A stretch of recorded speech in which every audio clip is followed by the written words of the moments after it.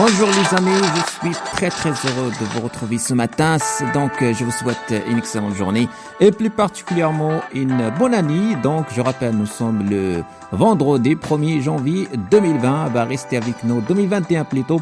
Va rester parmi nous. Donc tout au long de cette journée, on va essayer de faire le point sur tout ce qui fait l'actualité nationale et internationale. Dans quelques instants, le journal sur les ondes de France 24. France 24 es rigurosidad, precisión y responsabilidad.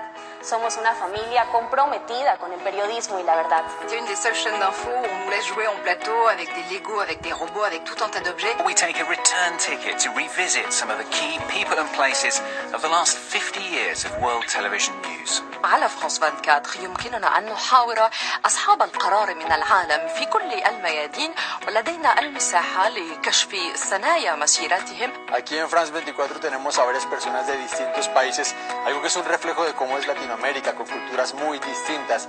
Y allí es muy bonito encontrar que en el deporte todos tenemos algo en común. Les femmes, elles sont souvent victimes de l'actualité internationale, mais ce sont aussi des actrices majeures de la géopolitique. Et d'ailleurs, on en parle en France 24. Liberté, égalité, actualité. 1953, la guerre de Corée fait rage. Des millions de soldats et civils meurent, mais peu sont identifiés. Pour les familles de victimes, le combat n'est pas terminé, car les restes des corps de leurs ancêtres n'ont pas encore été retrouvés. Beaucoup de corps sont dans la DMZ, la zone démilitarisée qui sépare les deux Corées depuis la fin de la guerre. Aujourd'hui, nos reporters sont sur place pour assister à un événement attendu depuis 70 ans. Suite à un récent accord entre les deux Corées, le programme de recherche est relancé.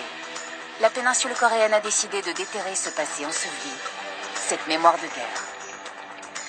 Billet retour, présenté par Vincent Roux, à voir sur France 24 et France24.com. Merci les amis, il est donc midi. Dans quelques instants, le retour de l'actualité. Je vous remercie énormément et je vous souhaite par la même occasion une excellente journée. Allez, c'est parti.